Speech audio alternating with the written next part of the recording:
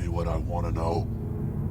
The King of Horror, Stephen King, has delivered some of the most delightful scares in pop culture to date. Since his debut book, Carrie, King's books have not stayed strictly in horror and have strayed into genres like science fiction, thrillers, fantasy, and crime. His longest standalone work to date has been the post-apocalyptic epic The Stand, which is 1,150 pages. Published in 1978, The Stand was inspired by J.R.R. Tolkien's epic The Lord of the Rings. Selling nearly 4.5 million copies, the book became a #1 bestseller and inspired comic books and miniseries. Today, we're going to take a look at this 1994 miniseries made for television, The Stand, and explore why fans are so divided over it. But before we begin, make sure you subscribe to the channel and tap that bell icon to never miss an update from our marvelous channel. Stephen King encountered 3 unique and different news stories which combined in his brain to form the storyline of The Stand.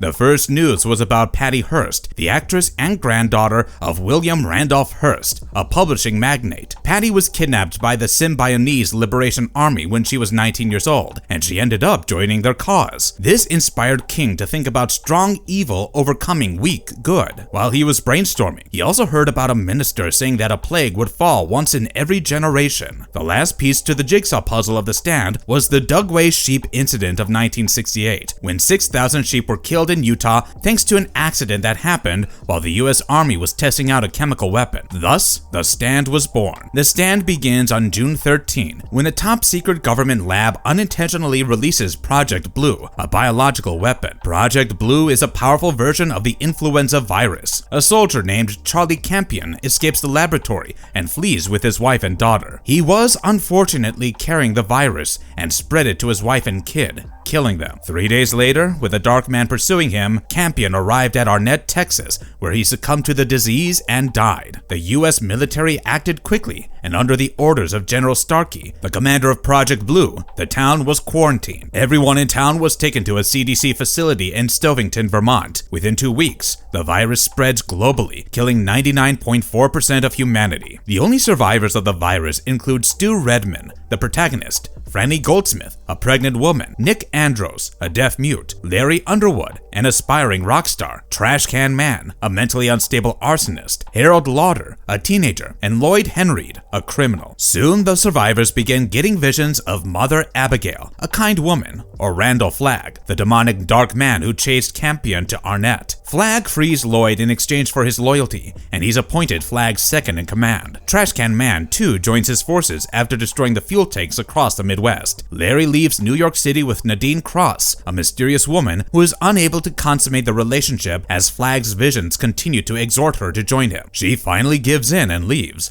letting Larry find companionship in the form of Lucy Swan, a woman looking after Joe, a traumatized kid. Meanwhile, Stu escapes the CDC facility with Harold, Franny, and Glenn Bateman, a college professor. They are soon joined by other survivors on their way to join Mother Abigail. The group, unfortunately, does not get along as organically as one would hope, as Harold is insanely jealous of Stu because of his position in the group as a leader and his relationship with Franny, a woman Harold had an unrequited crush on. Nick, who was traveling on his own, is joined by Tom Cullen, a mentally challenged man. In Kansas, they meet Julie Lawry, who asks them if she could join the pair. When they say no, she vows to kill them. They eventually meet Ralph Bentner, a kind farmer who lets them tag along in his pickup truck to Mother Abigail's farm in Hemingford Home, Nebraska. Abigail warns them that a great conflict is about to erupt and sends them all to Boulder, Colorado. The survivors set up a community there called the Boulder Free Zone and begin re-establishing a civilization. In Las Vegas, Randall Flagg reigns supreme, setting up an autocratic regime with the intent to kill all the Boulder survivors. He sends Trash Can Man to find nuclear weapons to gain an edge over them. Harold lets his jealousy and resentment get the best of him,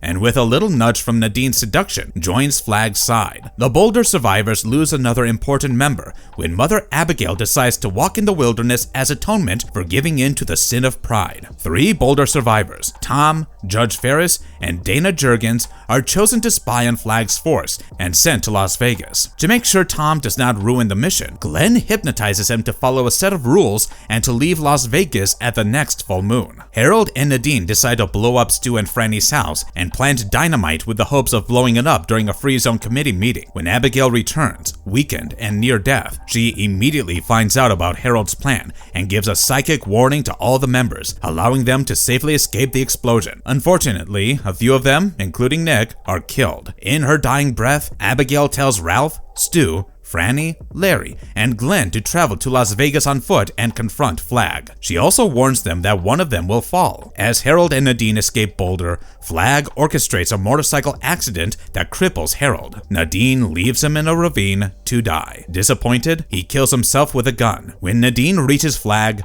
she realizes that she made a huge mistake and tries to turn back, but it's too late, and Flag shows her his demonic form before raping her. This traumatic attack leaves Nadine catatonic. Flag then turns his attention towards the spies. Flag orders his henchmen to capture Judge Terry and torture him for information, but one of his thugs, Bobby Terry, accidentally kills him. Angered that Bobby did not follow his orders, Flag tears him to pieces. He finds out about Dana too and she tries to kill him. When she fails, she kills herself, knowing that they will torture her. Flag tries to use his power to see the third spy, but is thrown off as he keeps seeing a full moon. Soon, the full moon day arrives and Tom prepares to leave. Julie, who had joined Flag, recognizes him and alerts Flag. But Tom is too fast for them as he escapes and hides from Flag and his minions. Nadine, crazed and pregnant with Flag's demon child, begins to taunt him, saying that he will lose control over all his men. She then jumps off a hotel balcony to her death. Back in Boulder, Stu, Larry, Ralph, and Glenn begin their journey to Las Vegas. The quest is anything but easy, as Stu breaks his leg after falling in a dry riverbed. The others continue on, leaving Stu with Kojak, Glenn's trustworthy canine. Unfortunately, Flag has Larry, Glenn, and Ralph imprisoned. When Glenn taunts Flag, he is separated from the rest, and Flag orders Lloyd to shoot him. Ralph and Larry are forced to attend a show trial on Fremont Street, where Flag silences a dissenter by hitting him with a ball of plasma energy from his fingers. At that exact moment, Trash Can Man arrives, having successfully found a nuclear warhead. He tows the warhead in an ATV, but as he was showing clear signs of radiation poisoning, Flag orders Lloyd to kill him as well. Soon, the energy ball begins expanding, and Flag is unable to stop it. It becomes the Hand of God, a spectral hand, and detonates the nuclear bomb, while Mother Abigail's voice declares that the promise of God has been kept. She welcomes Larry and Ralph into heaven. The nuclear blast raises Las Vegas, and Flag, with the rest of his followers, is killed. Tom finds Stu and rescues him, just in time to witness the explosion go off. Together, they head to a cabin, and Tom sets Stu's leg. They get trapped in the cabin as a winter storm arrives, giving Stu a nasty flu. But he does not have to suffer,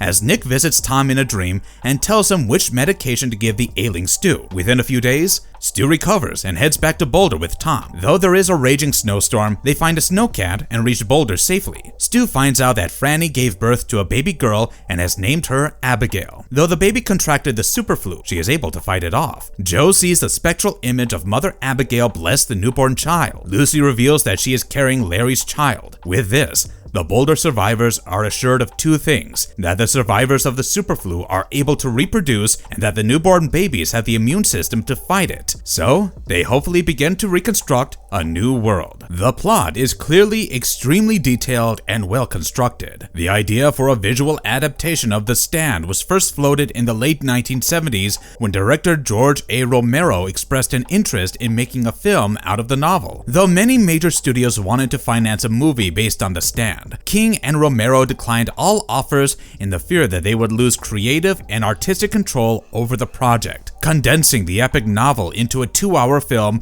was no easy task either, and King's first draft of the screenplay was 400 pages in length, which meant that the movie would approximately have a runtime of around 6 hours. King edited the script into 2 movies, The Plague and The Stand, with each having a runtime of around 2 hours. By 1986, King completed the final draft, but Romero was not as enthusiastic about the project as he used to be, as some movies based on King's novels had not performed well at the box office. So, he stepped away. Around 1992, Stephen King realized that a miniseries is probably the best way to adapt the book. King was afraid that fans of the book would be disappointed, so he made sure to write the perfect script. He wrote around 6 drafts for the film, but constant readers of King will notice many changes made to the plot. For starters, The character, Rita Blakemore. Larry met Rita in New York after the superflu claimed many lives. Since she was in a different place in life, she didn't pursue a romantic relationship with Larry. Rita and Nadine's characters were mixed in the film, and Nadine's relationship with Joe was erased completely as King handed over Joe's responsibility to Lucy. Rita dies by suicide, which has a significant impact on Larry as he begins to be consumed by grief and guilt. Many fans found that Flagg was somehow less threatening in the miniseries